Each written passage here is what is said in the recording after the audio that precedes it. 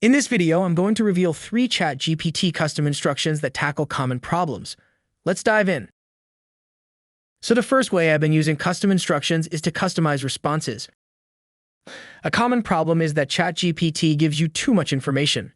For example, if you ask what is Bitcoin, you might get a whole thesis, and that's frustrating.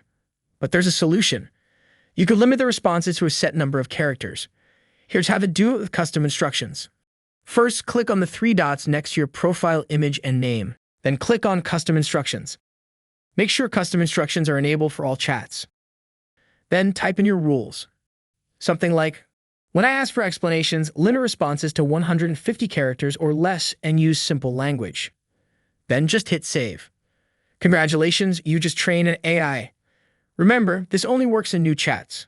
So if you want to test it, open a new chat and ask the same question. Compare the response with the previous one and tweak your instructions until you get exactly what you want. You can set any sort of limits you want for your responses.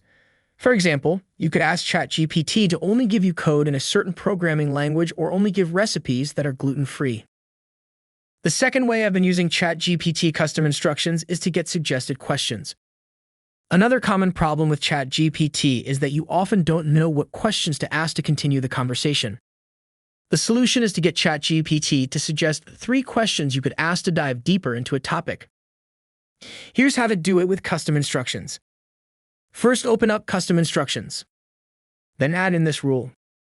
When I type 3Q, provide 3 thought-provoking questions that delve deeper into the current topic, and click Save. Now remember that custom instructions will only be applied to new chats. So open up a new chat. Ask your original question, and then type in 3Q, and you'll see 3 thought-provoking questions suggested by ChatGPT. Now you'll never run out of questions to ask. Note this use case is also an example of how to create shortcuts in ChatGPT. And this brings us nicely onto our third and final use case for custom instructions we'll look at in this video.